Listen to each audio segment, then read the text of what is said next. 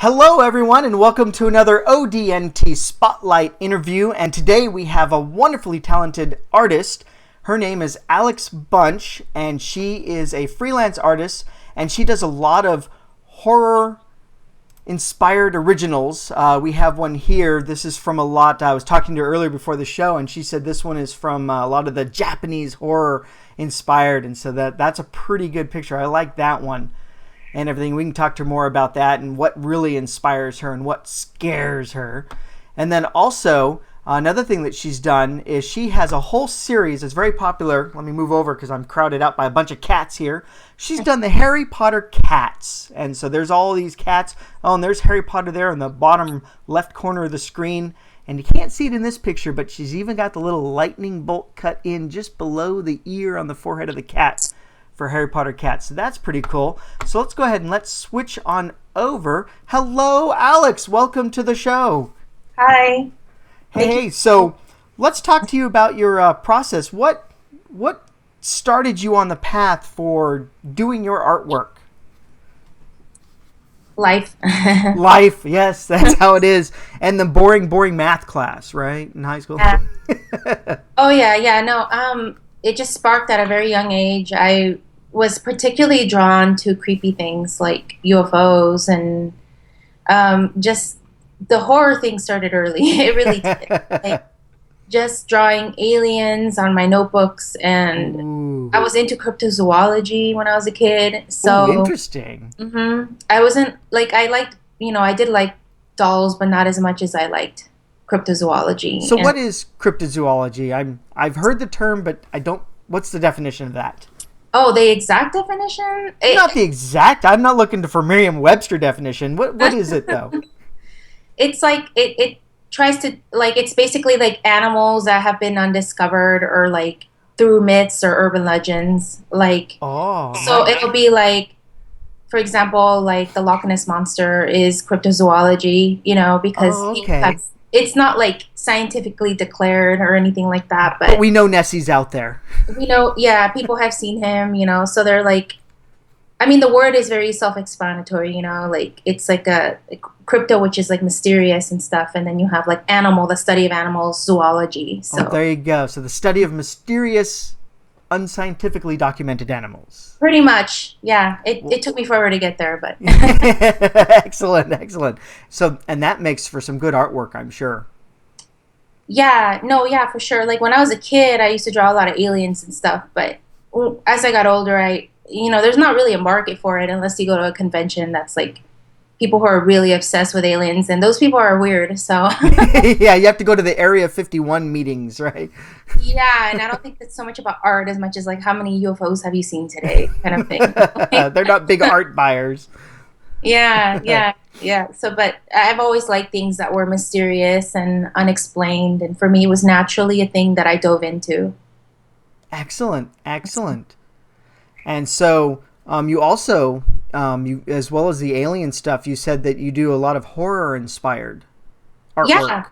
Yeah. So like the painting that you chose earlier to spotlight, that's Two Sisters. It's what I called it. I don't really have a title for my works. Just it's a very loose term. But I was inspired by Asian horror films, and I wanted it to look a little like mysterious, but also like I've noticed that in Asian horror films, the hair symbolizes it has like a life of its own. Right. Like in Ringu, or like there's another one that I can't quite recall right at the moment, but it's like the hair wraps around, and it's like it's like really scary. It's so its own entity. And then like there's also some inspiration from the movie Oculus with the mirror in the background, and right. I'm trying to go towards more original works now, but it's hard when people demand things like Harry Potter cats or like. Right. So what? How did you come up with the idea of Harry Potter cats? They look fun and awesome. Thanks. Well, I'm combining two of the two things that I love the most, which is cats and Harry Potter. And I've always been a Harry Potter fan, and cats, like always been a fan of cats. So I just thought, like, why not do a mashup, with something that's like common, like a cat. and then Right. just clothes on it and make it look ridiculous. Which is also the number one thing on YouTube is all the cat videos. Yeah, Everybody loves cats. celebrity cats. And Yeah, the cats could care less. They actually couldn't care less. I They're at know, the right? bottom level of caring. Yeah, I think that's where most memes started is with cats. Like even dogs didn't pick up on that scene. No, they tried, but nope, cats always win. Hmm. Yeah, I think it's because people say cats look kind of mean and They're so standoffish, we have to try harder. yeah, like they just have a I don't care kind of face. So I think that's why people can easily make them into like memes. Exactly. So you say your Harry Potter cats have been very successful, and you have an Etsy store, Hmm. and I will include the link down below in the description. So if you're watching this video embedded on a website elsewhere, just click on the button down there that says watch on YouTube, and then you'll be able to see all the description, and I'll have Alex's website, her Facebook, her Tumblr, her Instagram, and her Etsy store so that you can get artwork for that. As well as, she said, include her email address there. So if you want to commission original artwork from Alex, by all means, shoot her an email and, check out all her work and everything and see how good her work is. I mean, I was looking through it earlier today, and this stuff is really fun and good stuff. So she's getting out there and getting to all the conventions. In fact, we were talking earlier, you're going to Stan Lee's Kamikaze. Yes, I am. I don't And have a booth number yet, but they'll email me and I'm going to be there for sure in the artist alley. yeah, and that's October 30th through November 1st at the LA Convention Center. Yes, they go. So anybody's close by or you're heading there anyway, swing by Alex's booth. And that's where we met. I was bothering all the different artists up and down Artist Alley. And so Alex and I met, and I said, come on my show, and here she is. So Yeah. by all means, check her out at her next thing that she's going to be at, the Stan Lee's Kamikaze, which is a big, big deal. We all know Stan Lee. Yeah, that's a big show. That's why it's worth mentioning because it's through the Halloween weekend. I expect it would be a lot of foot traffic, but it's a good show. They have good guests. And being the Halloween weekend, and you've got a lot of horror-themed artwork, it's perfect for you. That's the perfect fit right there. Yeah, I would hope so. Yeah, for sure.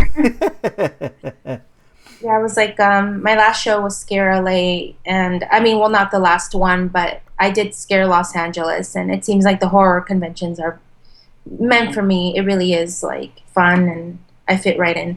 Oh, perfect, perfect. Hmm. And so you also mentioned before that you do traditional watercolor design. So you do a lot of artwork in the computer Yes, and everything, but you also go old school and yeah, physical watercolors. I yeah. tried to do watercolors once. I don't know why I kept those pictures. I did an art semester in college and did a horrible watercolor self-portrait thing. My wife loves it. I don't know why, because it's awful. I But really, yeah, it's challenging to work with watercolor because it's trying to run all over the page. How is that working with the traditional physical world paint for you? well, I started off as taking traditional courses at college, and then watercolor was always something that I loved because of the how fluid it is, how it runs on the page, and how there's really no room for mistakes No. at all. So you have a good drawing before you start. um, Watercolor is just I don't know. And then sometimes I'll spend like 30 hours on a digital painting, and I just post like a really messy, gritty watercolor painting, and everyone's like, "Whoa, this is amazing!" And I'm like, "It took 5 minutes." I'll paint like a 30-hour painting, and it gets no attention. I barely sell the print. Like it's so discriminatory. But there's a level of detail that goes into digital painting that can be just as difficult, actually, and it takes up a lot of time. Right. Yeah, we sit there and we think that, oh, digital, that just makes everything go faster. But no, no, you're still having to do just as much care Yeah. and attention to detail. And you can like zoom in and get even more attention to detail than Yeah. physically possible, which Oh, means now you spend more time getting that one pixel just right. hmm So people often say, I want something that you've had your hands on. But I'm like, that's why I'm trying to do these speed paint videos, as we talked about before, because I feel like they'll see the process. They'll see that it is hands on, but it's like different than, you'll see me clicking away from like the painting to like a menu a lot. Right. But it's the same as like dipping your paintbrush into a palette, and then going back to the page. Right, or grabbing another paintbrush, or they've replicated the thing. And I will include down in the description. You've got 2 YouTube speed painting videos, so that we can actually watch you paint, like we're sitting there in the studio with you while you're creating your masterpieces. Yeah, absolutely. Yeah, and then so by all means. Take a look down in the description and click on those 2 links there and go to those YouTube videos and check out Alex's speed painting videos. They're very, very cool. Yeah. And speaking of watercolor, like people do like to get those commissioned as well. And I still have a lot of fun with them. I just finished this one with these cats for this client. It's a surprise gift. I'll just show it. It's on a plastic sleeve, but that's watercolor, and then I included like whoops, I can't even tell where I'm Yeah, no, it's so hard to tell with the camera. I know, right? Isn't it? Okay. More to your left. There we go. Very nice. Oh, that looks great. Yeah, so the watercolor, and this is all like hand painted. Now, I know for me, I've got no vision in my head. Are you able to just draw those cats from what you remember, or do you have a picture that you put up to say, because you got these cats sitting with the looking back and... Yeah. No, that was my idea. Wow. So you didn't have a picture or anything that you were trying to model it after? Well, I'll still get pictures, but the challenging part for me is it's like a puzzle. You have like all these images that are references, but then the challenge is really just like putting all those images and then combining them into what you have in your head. Wow. So that's really hard. Like that's probably the hardest for me, but most people, when they get commissioned portraits, like they say, I want this picture exactly the way it looks and just do it. Oh, okay. Yeah, like, well, it kind of goes against my whole like realism. I mean, it's a little too realistic for me, so I like to step outside of the box a little. Right. There's a Photoshop filter that will turn that picture to make it look like a painting. So you want art, not a filter. That's so true. Yeah. I mean, like, that's more traditional viewpoint, is trying to capture something, for what it is. But then when you have art in the mixture, it can change. It doesn't have to be exactly the same anymore. Right. Exactly. Mm-hmm. That sounds good. And so you did those cats that you just showed us in watercolor? Yeah, just watercolor. And I use this medium called gouache. It's a little bit more opaque. It's a little thicker. It's heavily pigmented, and you can walk, but it's like, it almost looks like it has like a plasticky filter to it, like almost like acrylic, but it's not. It's a water-based paint. But it's still a water-based paint. Yeah. Okay, so it's not like I go in to get my little metal tray with my 7 colors in it, and I go and I splash water in them, and off you go. You're using some high-tech quality watercolor medium, right? Yeah, kind of like that. I use in this particular case, I use watercolor and coloring pencil. Oh. Because I can go in there with a coloring pencil to fine-tune detail, like into the image itself. It's a really beautiful technique I stole from another artist on YouTube. Yeah, that sounds like a really good technique, and then you get a really good result from that. Yeah, more realistic, and then the textures are more vibrant. Mm-hmm. Yeah, so the important thing is to either do one of 2 things. Get that picture to them quickly before you share this video link, otherwise the surprise is gone. I doubt they'll see this. Like, not, even if it was on tonight or something. No. So make sure that they don't see this video until that picture's in their hands. The surprise, we all got a sneak peek. Absolutely, no, for sure. And they're not the client that I painted this for. It's through a friend who referred me to them, but then this person is like in another country, so oh, there you go. Or else I would have probably shown it. But yeah, so definitely check out Alex's Etsy store, because you've got most, if not all, your artwork available on your Etsy shop? How much of your art do you have available on your Etsy shop? Maybe about roughly around 30 pieces, maybe a little bit more. So it's pretty much everything. Not all my watercolor pieces are there or original artworks are there. I also have jewelry, which I forgot to mention, but Oh, that is something I carry at my shows, or if someone went to my Facebook or like my if someone went to like my Facebook and messaged me, I have like these pendants that have like skulls in them. These are all painted by me, and then I just I can't seem yeah, to. we can see it pretty good. Oh, wow. And they're like, and I have a lot of male audiences for my necklaces as well. Like I feel like they're both people, like any type of person can wear my jewelry. We like the skulls. Yeah. Or they're pretty long, they're not like chokers, so men can wear them. Right, yeah, I'm not going to wear a I choker. list it on my Etsy because I just feel like I think people like to look at my jewelry in person. So, Right. A lot of people want to touch and feel, but you've got your so when we look at your Etsy store, it's created by Alex, so it's not just about art work for the paintings, but also other artwork that you do that you incorporate into the physical jewelry and everything, which I think is very cool.